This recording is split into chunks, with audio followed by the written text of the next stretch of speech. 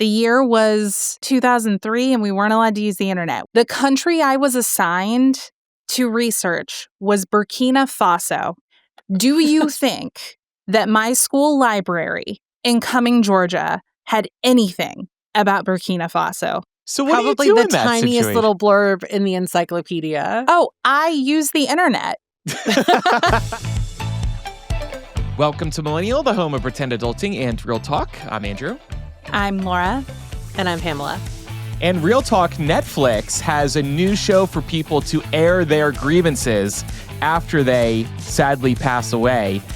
Jane Goodall, obviously a legend, a activist, just a wonderful human being, as most people know, passed away last week at the age of 91. And what was interesting about her passing was that it triggered the launch of a new Netflix series called Famous Last Words. This is the first episode in this, what will be an ongoing series at Netflix, in which this show films interviews with activists, celebrities. We'll have to see who else, other types of people that they've interviewed. And the interviews will not be announced or released until after these people pass away. Jane Goodall sat down for this new show with Netflix back in April, and she just happened to pass about, 6 months later. I think this is a really interesting concept. Netflix borrowed this idea from overseas, and I've heard really good things about this interview. I haven't watched it yet, but what's really interesting to me about this is that celebrities will get to choose how they present themselves in their final words. This will be their final interview released to the public because it's going to be released after they pass away. So they could talk crap on people, they could inspire people. They'll just kind of leave their legacy on the exact note that they wish. And I think that's really cool. Have you all seen clips from the Jane Goodall interview yet? I haven't, but ever since you told us about it, I've been meaning to check it out. So maybe I'll watch it tonight. I love this idea because I think that, a lot of times, especially when celebrities die, you see they'll run the packages like next, their final interview. But these people, obviously they don't know that's their final interview. And even the people that are interviewing them don't know that that's the last time anyone will speak to them. Right. Yeah. So I think that creating an environment where the intent is to discuss legacy and what you hope to leave behind is really kind of lovely. So one clip I saw from this Jane Goodall interview has Jane looking directly into the camera and speaking to the audience, and she's talking about leaving a legacy on Earth. I won't spoil it, but I thought it was really powerful, and I would highly recommend everybody at least seek out that clip. And I think just having her speak into the camera for an interview that will only be released after she passes. And she even talks about herself in past tense briefly in the interview. Like, whoa, it's kind of crazy. I can't wait to see which other celebrities decided to sit down for this. I would think now that one episode is out, more people will be interested in doing this. It's a little bit of a tough editorial calendar, though, don't you think? Because you can't exactly predict when people are going to die. Right. Well, that's why news organizations have obituaries ready.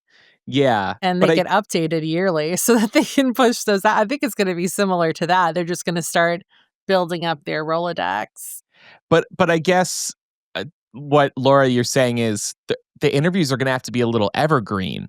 Like in the Jane Goodall interview, she actually mentions Elon Musk and Trump and some other people, but that's present day news. What if she passed 10 years later? That could kind of be old news, you know?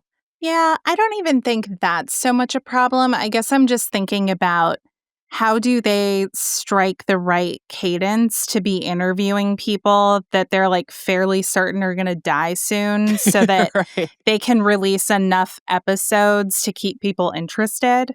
I guess I just wonder how often are they expecting to roll one of these out? Are they one-time specials type deal, or is it episodic? Yeah. Hi, Dick Van Dyke. It's Netflix. We think you're going to die soon. Would you like to sit down for an interview with us? I'm not wishing it.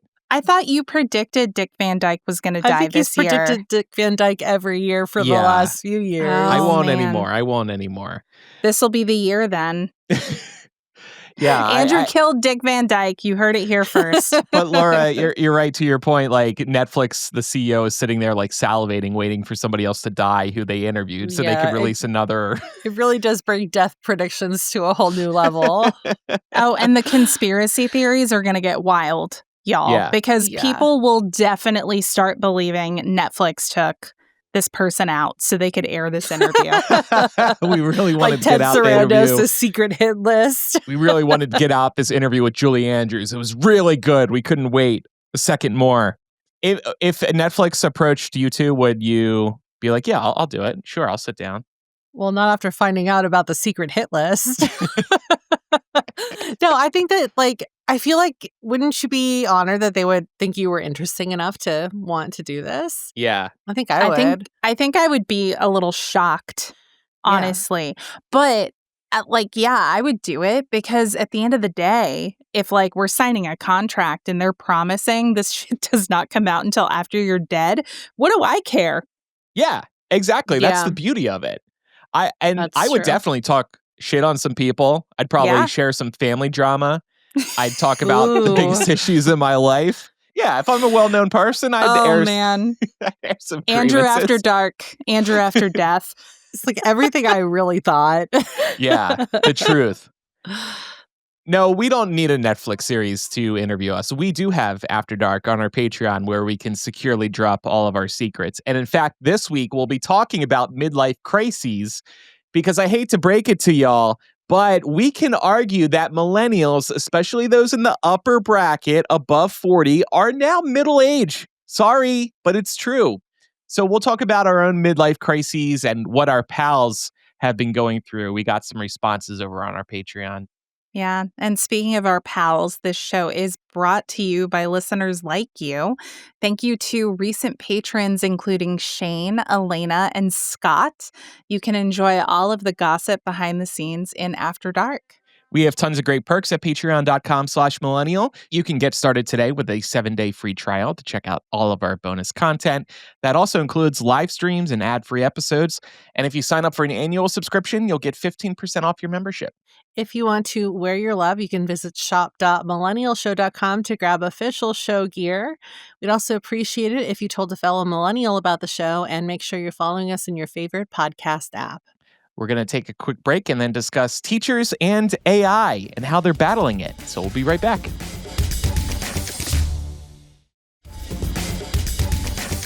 So we're going to continue our ongoing coverage of AI this week by checking in on the state of AI use in the classrooms. This was something that we kind of purposefully skipped over a couple of weeks ago when we checked in on, how AI is doing right now and what the status of it is en masse. And we know we have a lot of teachers that listen to this show, and we have talked about the ethical ramifications of cheating in AI. So we will be hearing from some teachers a little bit later on. But in addition to, the issues we've already heard that AI is creating in the classroom, we also wanted to kind of flip the script a little bit, very much in the spirit of how we ended our last discussion, which was that, regardless of how you feel about AI, probably you're going to have to just get used to the fact that it's not going away, as we all will. And I found this really interesting article over at Vox, which was called ChatGPT Isn't Just for Cheating Anymore. AI in the classroom doesn't have to be a disaster. And I just thought that this was a really interesting move because, for the most part, most headlines you see about this are talking about AI and cheating in the education system. So, interestingly, one of the positives that this article pointed towards was the fact that the rise of AI is actually bringing about a resurgence in some old testing models. And they linked to a Wall Street Journal article from this past May, which actually pointed out that blue books on college campuses have risen. So, like, they're selling more of them again. It's so funny. I've been out of school long enough now that I didn't even realize that blue books had gone away. I did not either. Yeah, but this is directly a result of ChatGPT increasing in popularity. So the logic is that if professors go old school pen and paper when the time comes for students to take the tests, then they can't cheat using AI. Very simple solution, very clever, but I think that like it's almost like too simple for most people to have envisioned it in the beginning, you know? It's also interesting and kind of reminds me of fashion and what goes around comes around. Like we never thought we'd be getting back to the blue books, and Britt is also bringing up Scantrons. Yes. Pam, to fully remind me of the blue books, I did search for them, and seeing them online unlocked Did it give you some something PTSD? deeply unpleasant in me. Yes, it brought back bad memories. Like those things are straight out of hell, just because I was never the best student. So I was always very stressed when taking tests. You know what? For me, it brought back memories of forgetting I didn't have a backup blue book and having to like rush to the student union to buy blue books. Yeah. And then once I was there, I would always pick up extra just to be nice because I knew somebody else was going to be in my shoes. Aww. Yeah. So I'd always buy like 3. And you to sold them bail for someone triple. else out. Y'all had to buy your blue books. Yeah. Like, so when I went to college, they just provided them. Oh, how nice. I know. I'm Never over here let's feeling like squeeze out every dollar from our students. yeah, I guess I need to check my privilege over here. Honestly. Yeah. How nice that they just like handed that shit out for you. Yeah, there would always be like a big stack up front. And I was also someone, Pam, who needed more than one blue book for an exam. So yeah, it just like wasn't a thing. It's liberal arts college shit, I guess. Mm-hmm. Yeah. To be fair, they weren't that expensive, but it was definitely one of those things where it was like, oh, like, did I bring my wallet today? Am I rummaging for change? Do I have enough money to get there? Like, when you're a college kid, you're poor. So every last cent counts. I would have been pissed if I had to buy those. Scantrons too, because it wasn't just a Scantron. You had to make sure you had a number 2 pencil as well. Oh, yeah. I do remember that. Yeah. Did you have to buy your Scantrons, Pam? Yeah. I believe. Okay. I think those were provided to us, but the blue books we had to buy ourselves for some. No, we had to buy both, and then there were some that were like they had like the just like the long and thin ones, but then there were they had other ones that I think I only had to use them one time that were like larger, kind of like the SAT test or the ACT test Scantrons that were like a book. Okay. Yeah. See, what's also interesting to me about making students fill out handwrite answers in these blue books is that we were also trending towards using laptops in school to write your papers and whatnot. And now apparently we're getting back to handwriting your tests. We've talked on the show before about how it's hard for us to get back into the habit of writing things because we write so little these days with pen and paper. It's like writing a check feels like a very foreign experience if you ever do that anymore. So now students are being forced to learn how to write again without your hand cramping. Well, and to that point, you know, how many times have we seen articles in the last 5 years or so saying that the younger generation doesn't know how to write anymore by hand? Yeah. Or like cursive is on the decline. Yeah. So that must be super fun for teachers to have to read through if the handwriting is as bad as the headlines make it out to be. But it is important because there is a lot of literature around this. We know that it is a lot easier for your brain to like activate and process new information if you are doing it through writing. So, you know, I think a lot of the fears and concerns that people have about like current day education standards, like not to say that all of it can be linked back to the decrease in like handwriting, but I think there's an argument to be made that like there is like more so than just like a tactile use that comes from handwriting. There's an actual educational benefit to it. Definitely. And I've spoken before about how I like a physical to-do list, write down the tasks, cross them off. In books from time to time, I'll take notes within the margins because, yes, of that point, Laura, that when you actually write things down, you can commit it to memory better. Well, speaking of things that might be coming back into fashion, Vox also points out that some educators are also calling to bring back the oral exam. Ugh. So, again, like it would make it difficult for students to cheat using AI if they have to give the exam right then and there. What do you guys think about this? Like, do you feel like could we see this being beneficial in the grand scheme of things? Just like for students to have to remember or like learn how to articulate their thoughts again? I think that the best experience that students can have is to be like tested and evaluated in a few different ways because not everyone's going to be good at everything, right? Yeah, for Some sure. people are great at writing papers. Other people are great test takers. Some people do amazing jobs giving presentations. Some people do really well with like oral arguments one-on-one with professors. Like I am someone who has definitely benefited from being in an educational space where I got exposed to all kinds of different methods of evaluation. And like, yeah, some of those things I sucked at, but it was still good for me to like get practice at those things so that when an occasion arose in the real world where I might have to do something similar, it wouldn't be the first time I was experiencing that. So, like, yeah, it doesn't mean you have to be great at it, but if you're only testing kids and adults, quite frankly, one certain uniform way, you're only going to see one piece of the pie and you're only going to get one representation of what people are good at and you'll end up leaving people behind otherwise. So I think it's just a good educational experience, period. Yeah, Yeah. that's a great point. I think also in this age of social isolation and kind of retreating more from pushing the boundaries and stepping outside of your comfort zone, an oral exam could be good. Yeah, yeah, I think it's helpful just like I mean, most people are going to end up in a job where they're going to have to communicate in some way or another Hmm. with somebody else face to face, at least one other person face to face.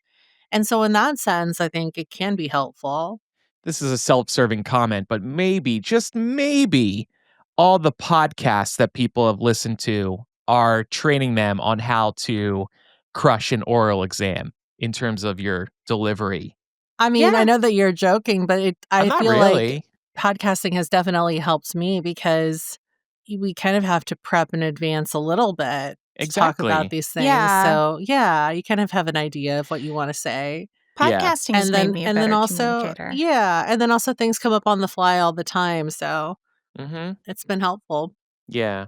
I have an example I can pull from when I was in college. I, and this is me outing myself here, I failed a midterm exam in a philosophy class that I was taking. It was a really tough class. And it was a written exam in one of those dreaded blue books that just makes Andrew break out in hives. Ugh. And the professor, although she was a really tough grader, she was very fair. And she would always say, hey, if you fail a test or if you fail an assignment, if you completely miss the mark on it, set up some time to come and speak to me in office hours. And what I want you to do is like study from, what you failed on, like brush up on it more, get more familiar with it, and then come meet me for like 30 minutes and we're going to speak in depth about what you learned from your failure. And if you do that, and if you do it successfully, as in like you can show that you have actually moved the needle on it, I will increase your grade. Oh, that's awesome. That's really nice. Yeah, Yeah. Yeah. and like you weren't going to get an A, right? Like Mhm. I think I got like a 50 on this midterm if I'm being so real. I totally bombed it. But I think in the end like I got an 80, right? I still got a B minus on it, but I That's learned a really way generous jump. more. Yeah. Yeah. I learned way more from that experience than I would have just by getting the sorry, here's your failing grade. Good luck next Mhm. time. And again, to your earlier point, that's a really good example of how maybe a different method of testing students could help them succeed more. Mhm. Yeah. Totally. So, a few other ways here that the article pointed out that AI could make a positive impact in classrooms in the future. The first one that they really honed in on was helping educators with lesson planning. So, like using AI to supplement all that time you might spend brainstorming. Yeah, and in the article, Vox said a recent survey from Gallup and the Walton Family Foundation found that 6 in 10 teachers used AI for their work in the 2023 to 2024 school year.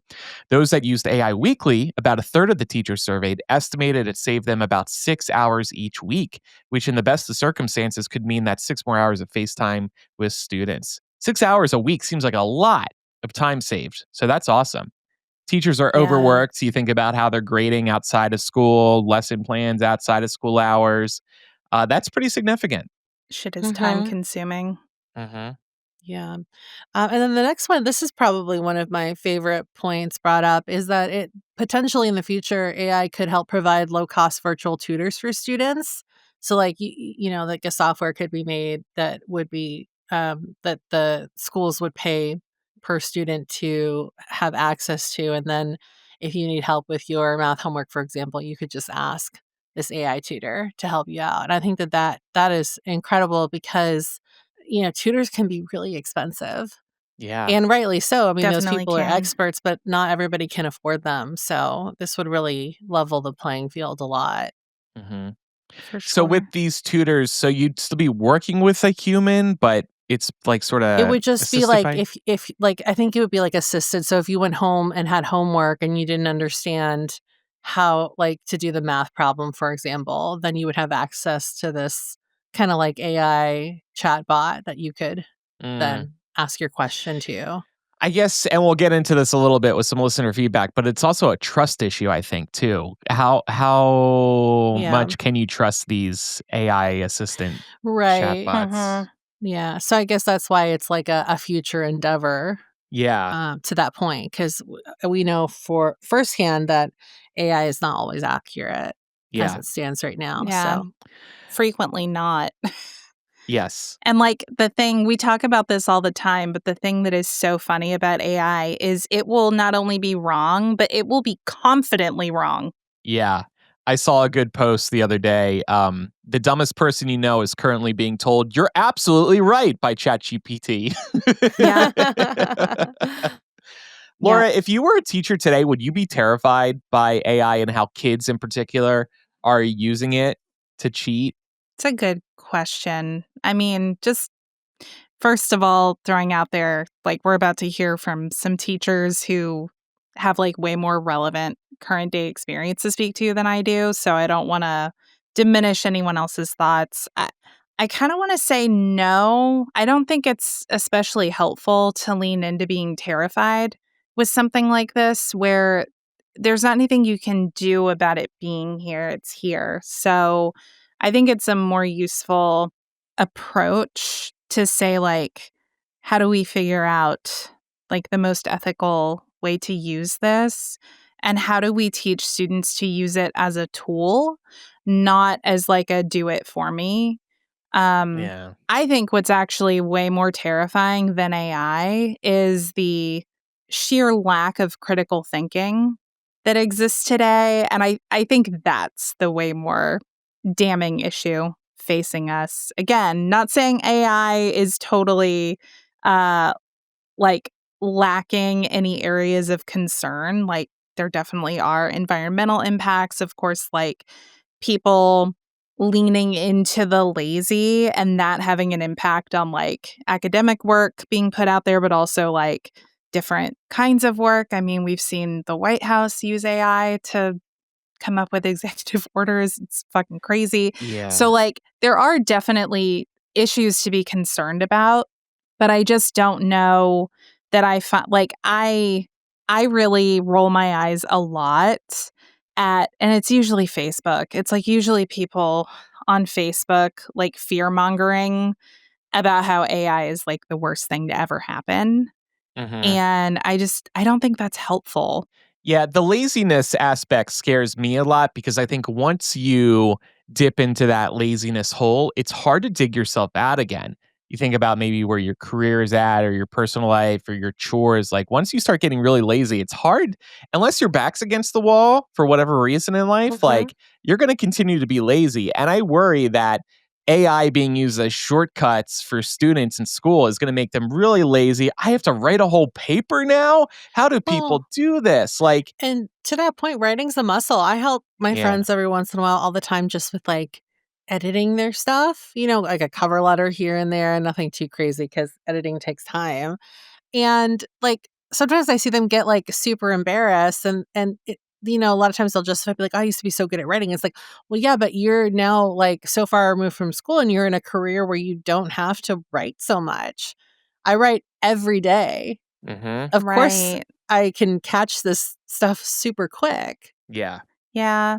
And I guess I'll push back a little bit on this because I think this same tendency to be afraid that emerging technology is going to make us lazier or dumb us down has always been there.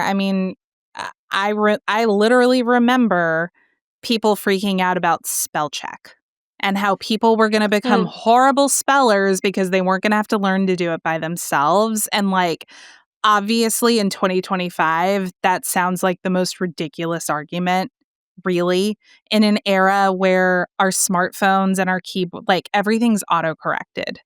And nobody seems to have a problem with that because And it's so sometimes it's normalized still now. wrong. Yes, Yeah. totally. Well, and to that point, you still got to know how to spell because I have tried to type in words and I'm like, oh, autocorrect will fix it for me. And then it doesn't know what I was trying to do. So then I have to go figure it out myself. So yeah, even if you do have spell check, even if you do have autocorrect, you're still going to need to know how to kind of spell something or you'll learn it eventually. Mhm. Yeah. And I'll give you a stupid example of something I experienced when I was in middle school. I had this teacher, was a social studies teacher, and we were on our Africa unit, so we were studying the continent of Africa. And the assignment she gave us was that we each needed to do a research project on a different African country, and she assigned the countries. We didn't get to pick. The twist of it was we weren't allowed to use the internet in our research. The year Mm. was 2002, 2003, and we weren't allowed to use the internet. We had to use the library. Mind you, I grew up in Cumming, Georgia. The country I was assigned to research was Burkina Faso. Do you think that my school library in Cumming, Georgia had anything about Burkina Faso? So what do you Probably do the in that tiniest situation? little blurb in the encyclopedia. Oh, I use the internet. I found I found digital copies of books on the internet Yeah. and used those. I just made a works cited page as though I had like gotten that physical books. Yeah. Yeah. But it was Okay. just so Smart. silly. Yeah. Yeah. Sometimes teachers are like, I feel like they don't often think things through in the grand scheme of things. And I get that it can be so easy to like overlook how like one size fits all doesn't always work. Like there was this one year my sister was still in high school and she called me like frantically. She was like, I have to like my teacher assigned me this project on like the everybody has to do an economy project of a different country and I got Greece, but I can't use like internet sources. And I said, that's impossible. Because at the time, the drachma was like, they had decided to pull the drachma. And so it was a current event situation. And I told her, I was like, there's no way you can do this without like using newspapers. Yeah. And like, in order to like get that access, you're going to have to use the internet. And she said, Yeah. no, she wants us to use like books and stuff. And I was like, well, like I will go into your class and tell your teacher that she's insane, frankly, if she wants you to talk about like the current economic status of a country whose economy is literally crumbling Hmm. on international news Right. right now. Yeah. And What? I told her exactly, like, I was like, you tell her that. And then she goes, and I said, and then ask her if she needs me to come in and explain it. And you can tell her I'm studying international relations. And then she just texts me back. She goes, my teacher said, okay. I bet she did. Okay. I bet she did. She didn't want to get schooled by Pam. Oh, Pretty good pun there, much. too. Well, speaking of getting schooled, we have some feedback from our pals, but we're going to take one more break and then we'll be right back.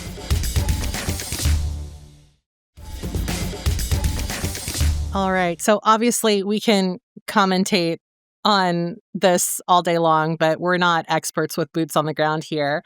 Luckily, we do have listeners who are teachers and are dealing with AI every single day. So we have some feedback from 3 of them, all that teach different subjects. And we thought that this would be a nice way to close out the segment, to just hear about what's happening in schools across the country.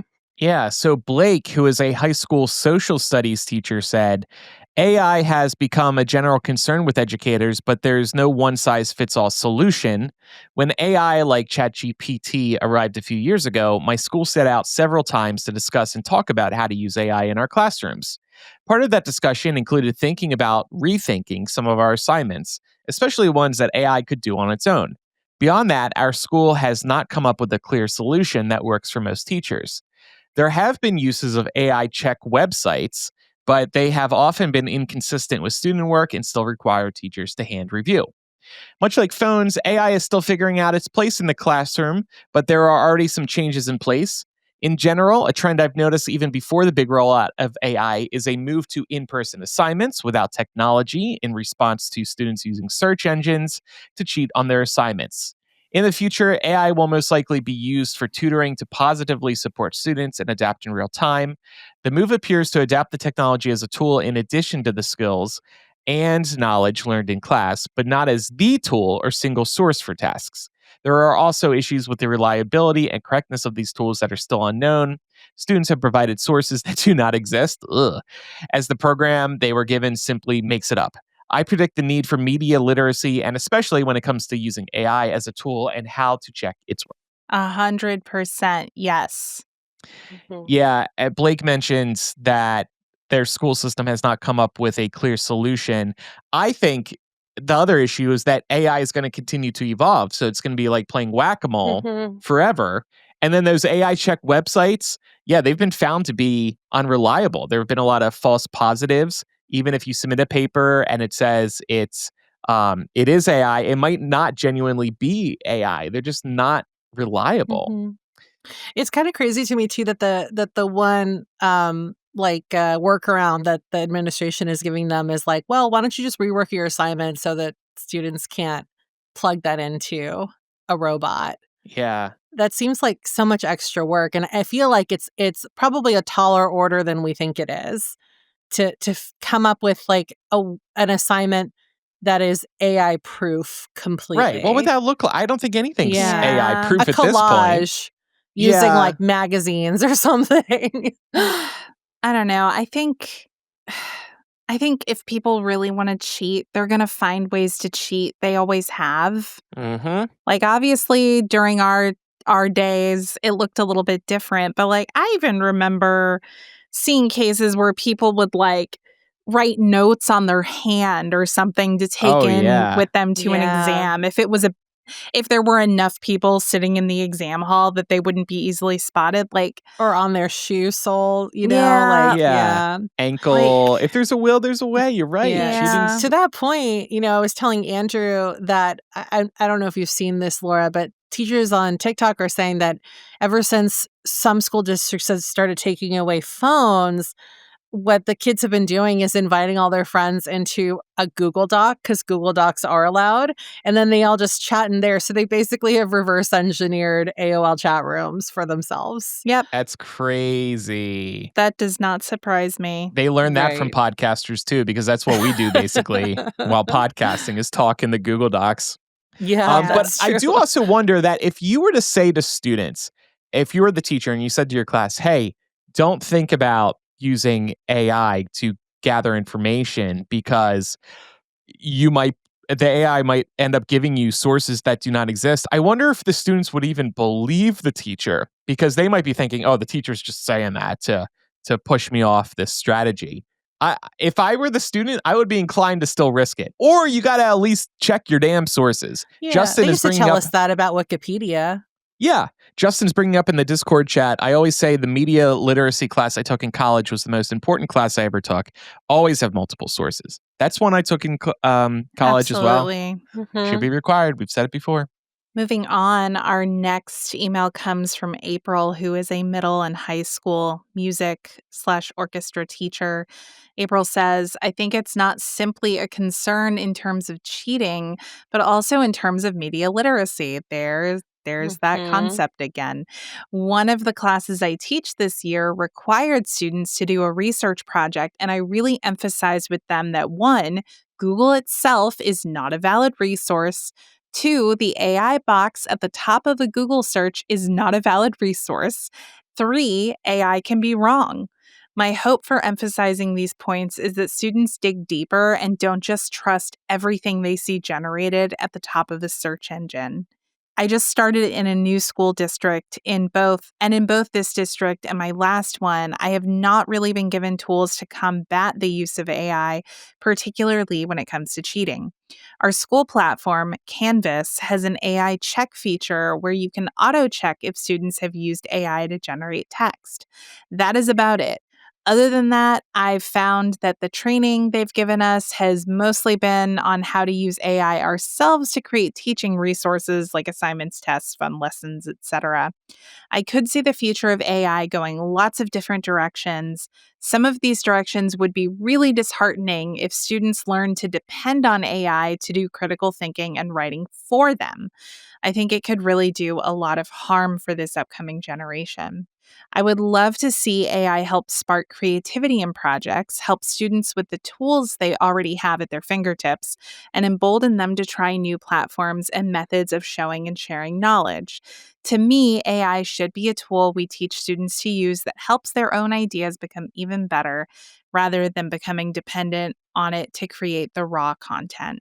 Again, 100% agreed. I definitely use it for this purpose myself. Like I edit for our other show, What the Hype, and I use this free program called DaVinci Resolve, and I'm not like totally trained in DaVinci, but every now and then if I'm trying to figure out how to do something in DaVinci and I don't want to like dedicate a shit ton of time to like reading their help articles, I will ask ChatGPT and it will give me some options. They're not all perfect and they're not all right, but some of them are really quick solutions to get me what I need in the moment. Yeah. So I think it's good for stuff like that. I've used it to troubleshoot too. And I think what's good about consulting AI on things like this is that you're still having to put into practice what they're suggesting. You still have to work your way through the system, and that helps you learn. I don't think that's any different than going to YouTube for an instructional video, which I do a lot for another video editing tool, Premiere Pro, to pick up new tips. So yeah, I agree. Nothing wrong with that. Our last piece of listener feedback here comes from Laura, who is a middle school theater teacher. Laura says, we have not been given much guidance about how to handle it in regards to students cheating. I'm a theater teacher. Since that is very much a creative subject, I can normally tell if a student is cheating. For me personally, I don't want them to use AI because I think it limits their own creativity. Other assistant principals are telling other teachers to use AI to come up with various lesson plan elements we need, like a learning target, language objective, and success criteria for students to gauge their success. As a theater teacher, I would use it to brainstorm ideas, but honestly, it is easier to get that stuff from other teachers, pay teachers. Overall, I think in my subject, I want them to avoid using AI and come up with their own ideas. I think it is a great place to brainstorm, but I struggle with the environmental impact. Yeah, I think a lot of people are with you there, Laura, with the environmental impact of it all. But I think that that's definitely going to get better as time goes on. Let's hope so. And I think we all agree that it's a good tool for brainstorming, but it shouldn't be your end all be all. It's really just meant to be like a springboard, if anything. Yeah. Yeah. In terms of the energy consumption, you can do some research on this if you wish, but I saw the Washington Post did a good Instagram gallery a month or two ago at this point, showing that a lot of the stuff we already do in our day-to-day lives actually consumes more energy or is worse for the environment than using ChatGPT is. Not to say ChatGPT and these others use up a lot of energy, but eating hamburgers ain't good for the planet either. And a lot of other things are worse for the planet too. So I would say just don't stress about that too much. And also, all the tools you use online are using AI in some way. When you go and do a search engine search, they generate these AI answers and you maybe didn't want that. Like so many tools are using AI now, whether you want it or not. Meta apps are forcing AI down our throats. It's like, sorry to be fatalist, but there's like nothing you can do about it. Don't use the internet anymore. That's the solution. Yeah, I mean, even if you're not using the internet, I don't think that gets you away from AI necessarily. Like, so many goods and services are like digitally processed now. You know what I mean? Yeah, yeah. It feels like it is hard to get away from that at It this point. it is. It is. Thank you, Laura, April, and Blake for the feedback. And everyone else, we do love to hear from you. So email millennialshow@gmail.com or use the contact form on millennialshow.com or drop us a comment on Spotify or YouTube or on social media. We love hearing from you. So thank you in advance. And if you enjoy the show, we would love if you left a review in your favorite podcast app. Time for some recommendations. We've brought up Google and searching a few times today. And you know what? F Google searches. If you are feeling disenchanted by Google and Apple capitulating to the Trump administration, like when, I don't know, they removed an ICE reporting app from their respective app stores this week, and you want to hit these tech giants where it hurts, switch your default search engine in your browser from Google to an alternative like what I've been using over the last couple of weeks, DuckDuckGo. And this is a privacy focused search engine. Like I said, I've been using it for more than a week now. I've heard of it, but this whole thing where Google and Apple decided to remove the ICE block app, I think it was called. Basically, people could report where they saw ICE agents to look out for others. Google and Apple removed this because the government asked them to.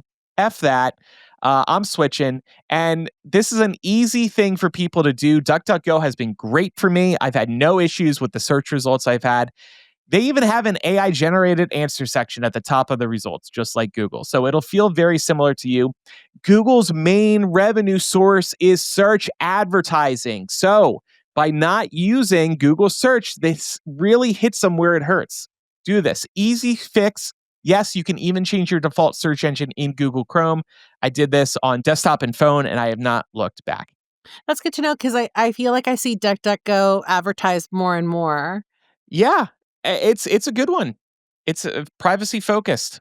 I think I Nice. might Private be and free. influenced. My recommendation kind of comes from a lesson that I learned this week. And honestly, it's something I should have already known. Pam, I think you're probably going to, when I say this, you're probably going to be like, oh no, Laura, like, come on. So basically, my recommendation is if you're going to get a new perfume, either get a random sampler kit. You can literally get these off Amazon for like $18 and it's like 20 plus perfume samples if you want to try a few different things. Or just like go to like a Sephora or like any shop that carries fragrances and try them on yourself before you buy them. So the lesson here is that I was at Publix the other day and I was at the pharmacy picking up a prescription, and one of the pharmacists was wearing this perfume that just smelled so amazing that I had to ask her what it was. I was like, "Oh my God, your perfume smells so good. What are you wearing?" She told me, and I immediately went and looked it up. And the perfume was like crazy expensive. I was like, okay, I'm not doing that. I'll get the body spray version because that's a good bit cheaper. So I got the body spray version and I just tried it today. It does not smell that good on me. It's Oh, no. like it. I'm not going to say it smells like Raid, but it definitely has like it was giving me a headache wearing it on myself. And I was just like, oh, like this lovely woman I talked to at Publix, like it smelled so like magical and warm on her. But like for me, it does not sit right on my skin. So don't do that, y'all. Just go get samples or use like Scentbird or something like that. I should have known. What was the perfume? It was, tell us. Yeah, Kayali Vanilla 28. 28? Yeah, that's a nice one. It smelled so good on this other person, not on me. Get the rollerball. Get the rollerball? Is that better? It lasts forever. Yeah. You can just toss it in your purse. But like, I'm just worried it's not going to smell, because like the body spray smelled like ass. This is why I need you to live closer, because I'm looking at the rollerball across the room right now, and I would just let you try it, and you wouldn't even have to go to the store. Aww. But you live too far away, so we can't do that. Yeah, or just pop into to Sephora and try it out. But yeah, like because it's expensive. It's stupid expensive. It is. I know. I was like, the I'm not buying that rollerball, perfume. it's like $30. Do you think it's possible you also had a crush on this woman at Publix too? So that was like really selling it for you? No, she was no. She was very young. Like, oh, okay. Like, no. No. Okay. Well, you could have yes and that and pretended she was 35, but no worries. No, and I wasn't hitting on her. It was just like I was so overcome. It was just like smelled so amazing. Yeah. Okay. Pam knows because she knows the scent. Yes. Yeah. But also like sometimes you are just like walking around and you're like, you smell so good. This is like a normal thing for women to be like, you smell so good. Please tell me what you're wearing. And if you're talking to a girl's girl, they will tell you, and they will be very excited to tell you exactly. And where she was. I love that. Yes. Yeah. I'm sure it made Men her day. do not do this. Do you ever like go to the bar and you smell like good cologne and you go, hey, like what are you wearing? Because that smells amazing. No, like I wouldn't do it to a straight guy. Maybe at a gay bar I would. I guess I've told friends from time to time their cologne smells great, but no, I don't think it's really a habit in the men community. All right. I wanted to recommend getting vaccinated. I got vaccinated right before we started recording. Got the flu shot in one arm and the COVID shot in another arm. Oh, you're brave. Yeah, I know. And my arms are killing me. Aww. And if you're not getting vaxxed for yourself, then do it for other people that you love. By the way, everyone, we will be off next week, so we will see you in 2 weeks from now. After Dark starts in a moment for patrons and Apple Podcast subscribers. Thanks, everyone, for listening. I'm Andrew. I'm Laura. And I'm Pamela. Bye, everyone. Bye. Bye.